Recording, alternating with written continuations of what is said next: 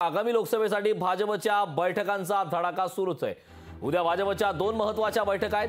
बैठकीला चंद्रशेखर बावनकुळे हे मार्गदर्शन करणार आहेत। सकाळी 11 वाजता भाजपच्या सर्व प्रवक्त्यांची बैठक, तर दुपारी 12 वाजता भाजपच्या विविध सेलची बैठक आहे।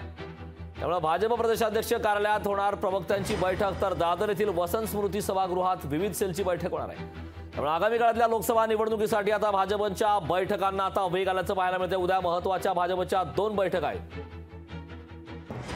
याबाबतचे ताजे अपडेट देण्यासाठी माझा सहकारी चेतन नणावरे आपल्यासोबत जोडलेला आहे। चेतन, खरं तर आगामी काळातल्या लोकसभा निवडणुका डोळ्यापुढे ठेवून आता भाजपच्या बैठकांना वेग आलाय। उद्या दोन महत्त्वाच्या बैठका होणार आहेत। या दोन्ही बैठकांबाबत सविस्तर काय सांगशील?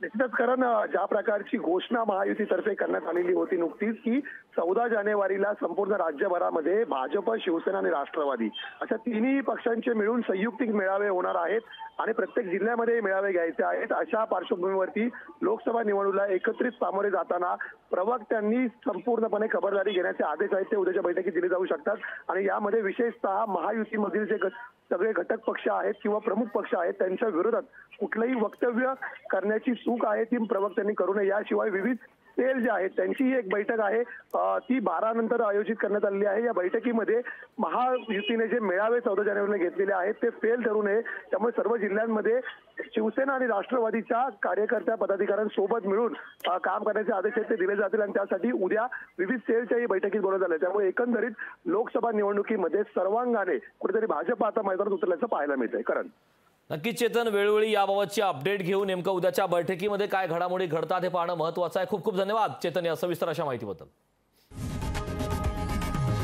लोकशाही मराठी ऐका, पहा, जागरूक रहा।